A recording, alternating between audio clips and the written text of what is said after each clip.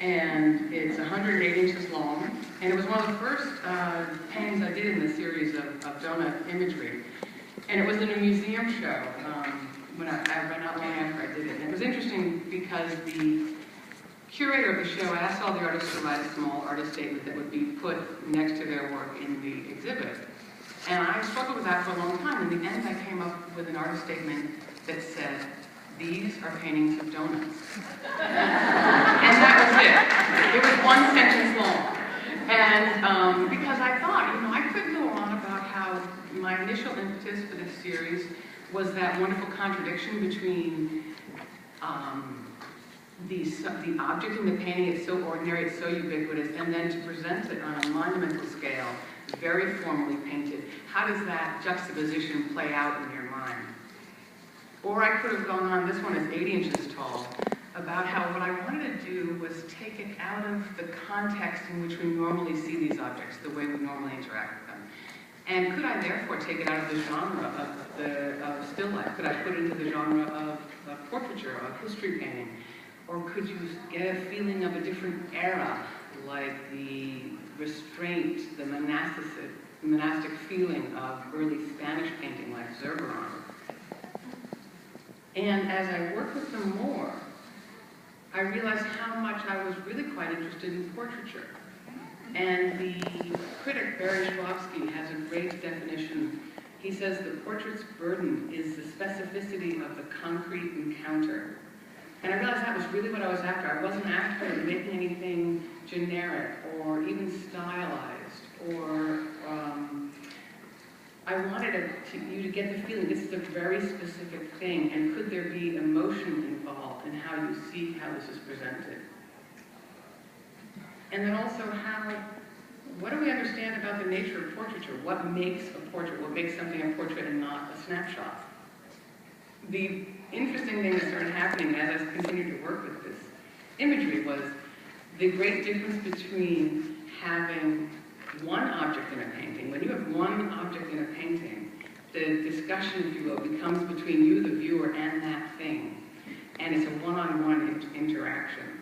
Whereas if you have a number of them, all of a sudden you start thinking about what they're saying to each other, and it becomes much more, you're almost in the position of voyeur, and I loved how you could play around with that feeling. And then lastly, I thought I could talk about lighting, obviously. This is done, the source for this one, all the ones you've seen until this point were painted from life, but this one I wanted that feeling of the flash, something feeling stark and maybe exposed. And I'll talk about Ouija a little bit later on, but I looked at a lot of the photographs of Ouija.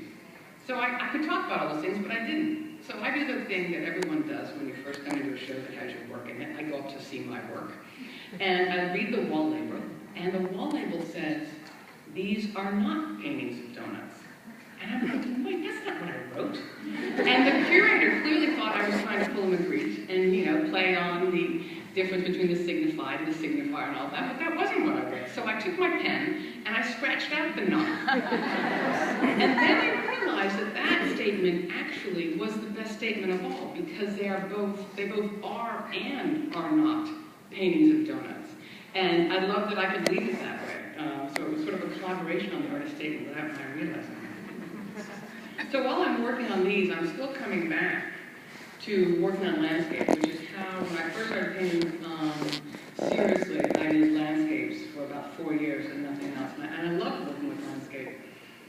Though the interesting thing that started to happen is I would work a period on some of the donut imagery, and then I would go back to landscape. And the ideas I was thinking about in one series would bleed into the next. And I loved how this house was obscured by the tree. Because if you consider making an artwork the greatest act of presentation, of saying, here, look at this, how could we then subvert that? How could we, undermine that, and just having that house peek around the tree? And I started doing the same thing in figurative work. This is a smaller painting, so this is 24 inches tall, it's on board.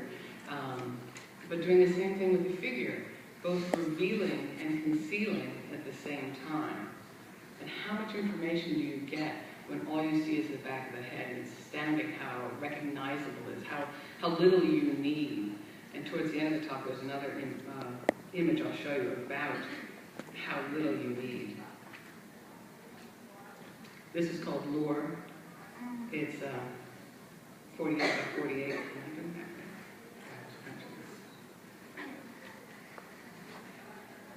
In here, these images start to be, I start to become very interested in gesture and the difference between gesture and posture.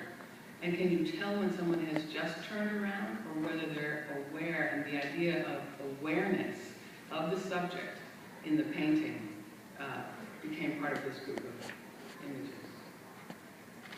Now, one thing I had started doing about 10 years ago was working on frosted mylar. And this is a whole series of drawings that are 15 inches tall and ran like film strips around the studio. And I could go on for a very long time, and I should actually probably do a whole talk just on this, between the difference between film and theater, and how in theater we're always aware that the actor is a human being there. We have this suspension of disbelief, but we understand that that's a human being playing a part, whereas in a film, there's this feeling you could be this close to the back of someone's ear. And it's the combination of anonymity with intimacy. You feel very intimate to the people in the film, and yet you know they don't know you're there. And there's a great sort of tension there for me, and that's what this group was about. Now, technically, what I'm doing, actually, once I started, and I don't know if you've ever worked on frosted mylar, but there's a great sort of silky feeling when you have the pencil running over it. And then I started using powdered graphite, where I would take the powdered graphite and I would mix it with oil and I would almost make a paint, a slurry, and I would paint it on. But then I found you could paint it on and you could wipe it off and you could redraw back in with the graphite pencil. So it almost became like a cross between painting and drawing. And this is the close-up on the far right, so you can see where some pencil lines come back in. This led into a series. This is obviously, I love the contradiction, the juxtaposition of the object being held and the person holding it. And this is 48 by 60, that scale. The unexpected thing I got from working with this imagery was how the space of the hula hoop became its own charged space. Obviously, in a number of the images you've already seen, I'm working with point of view, but so this is the low point of view we're looking at, but that space to me became very much about hesitation and attraction at the same time. I mean, we feel like we'd like to go in there, but should we really? And there's a way in which it not only describes a physical space, but it can also start to describe an emotional space. So then I come back to the donut series, and then this, I started becoming very keen on where things meet, the edges of how things meet, how the forms press into one another.